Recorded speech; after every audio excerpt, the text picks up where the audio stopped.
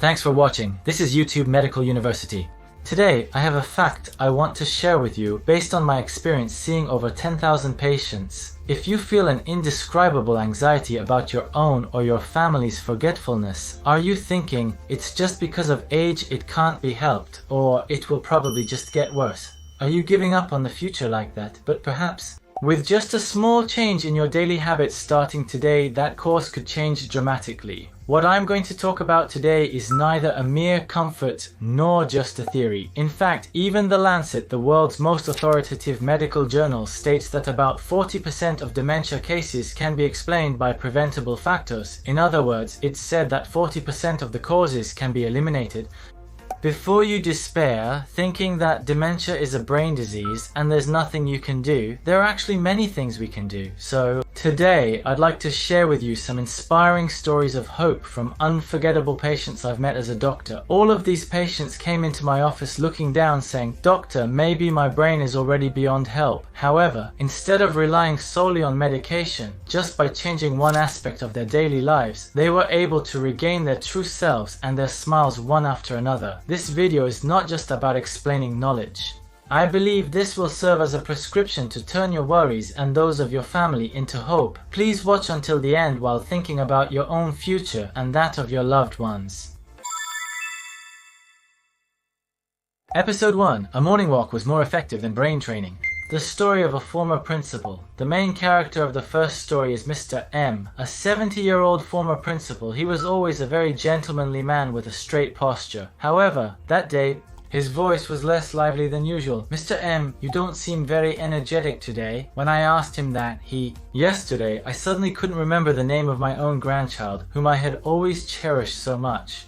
It really scares me, like my own brain is no longer mine. Do I have dementia?" Mr. M loved learning and was always reading books or studying.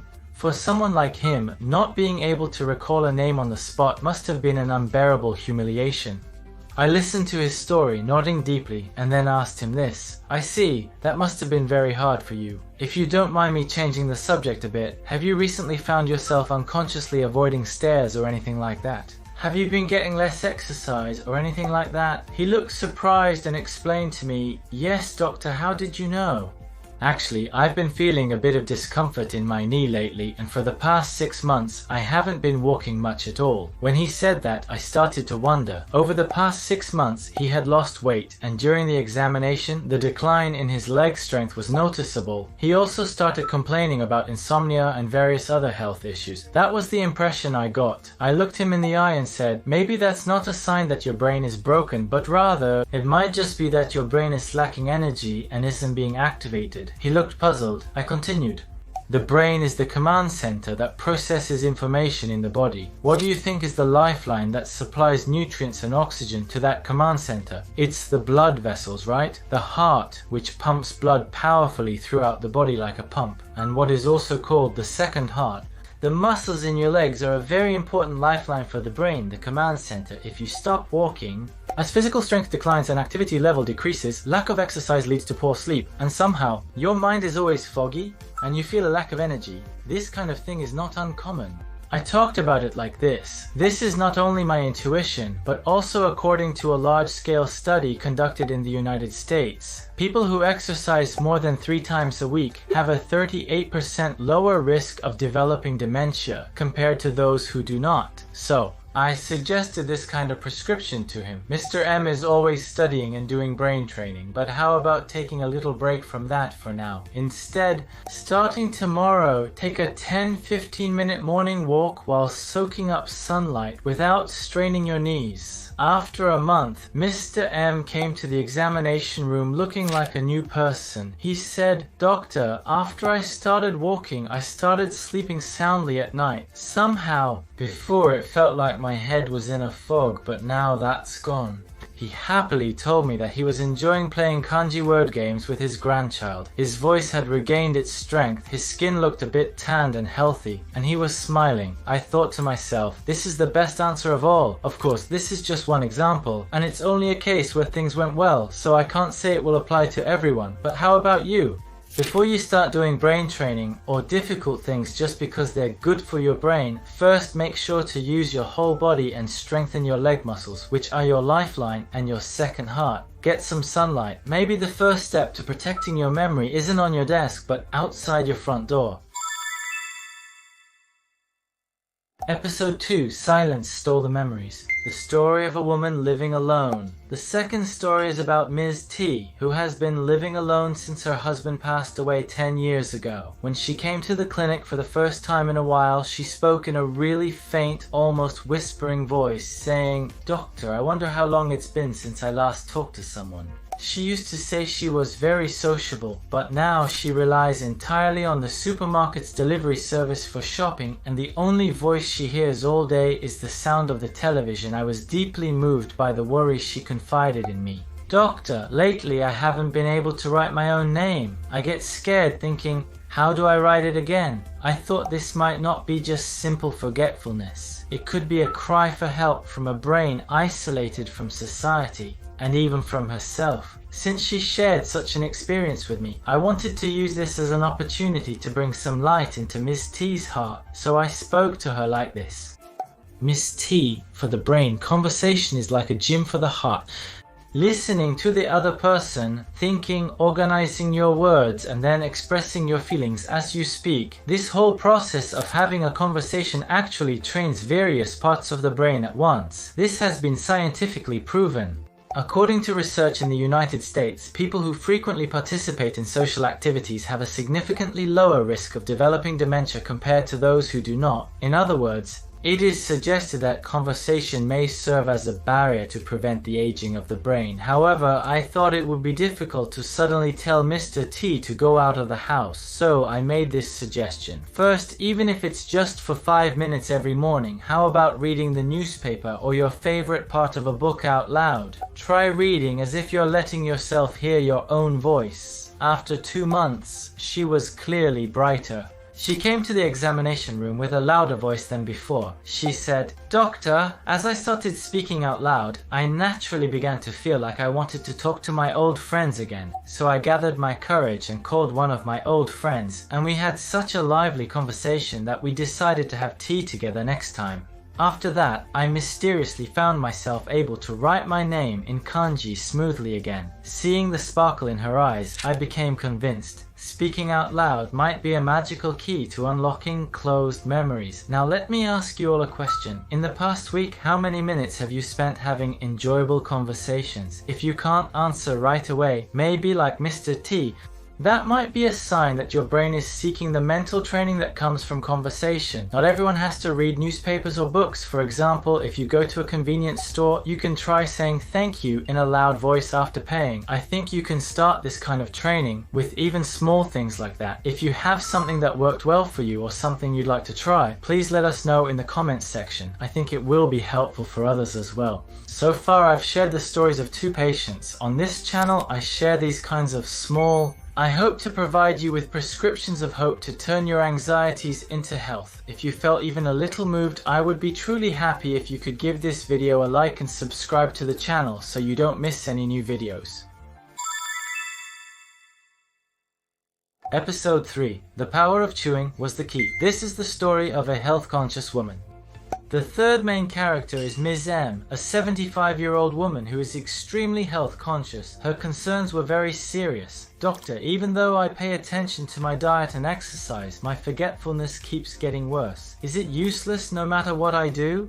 Her diet certainly seemed perfect. However, as I looked through her various meal plans, I noticed one thing. I got the impression that she was eating only soft foods because they were gentle on her teeth. Ms. M, it's true that eating soft foods may reduce the burden on your teeth. However, there are also research findings like this. A Japanese university study found that people with weaker chewing power compared to those with stronger chewing power it has been reported that the function of the hippocampus, the part of the brain responsible for memory, was reduced. In other words, it might be important not only to think about nutrition, but also to consider the aspect of chewing power. Of course, this is just one study, so it's not that everyone's memory will be improved just by strengthening their chewing power. I don't think everyone will necessarily see their memory improve. However, since Mr. M was already eating well and exercising properly, if there was any advice I could give, I thought that chewing thoroughly might be important, so that's what I suggested. Especially when eating breakfast, chewing acts as a wake-up call for the brain, so it's really important. Mornings are busy, so he drank vegetable smoothies from a juicer. I suggested he try thoroughly chewing vegetables, facing his food, and strengthening his chewing power when possible. That's what I suggested. Then a month later, Mr. M told me this. Doctor, after I started chewing more, I can't say for sure about my memory, but I felt like my mind became much clearer. My daughter even told me that I've been talking more lately and that my expression seems brighter. How about at your dining table? Has eating quickly become a habit? Are you forgetting to chew thoroughly? Chewing well and strengthening your chewing power is very important for being able to enjoy delicious food and live true to yourself even in the later years of life. Not only that, but chewing itself strengthens your facial muscles, naturally brings a smile, and can even lift your mood. I think you can expect those kinds of benefits as well. Please. Starting from today's meal, you can give your brain a boost simply by chewing well. How about giving your brain a wake-up call? Mata Episode 4. The story of how exploring what you love brought back a smile. The last story is about Ms. S, who is 72 years old and was brought in by her husband.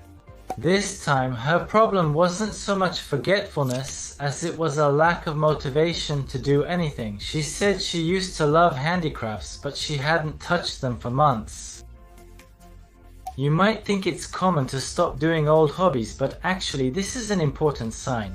According to a report from the National Center for Geriatrics and Gerontology in Japan, the first symptom of cognitive decline is not memory loss, but rather a loss of interest and motivation. In other words, even if the brain receives some kind of stimulus, it can't respond to it. I said to her, Miss Esu, the brain is usually like an explorer searching for the unknown.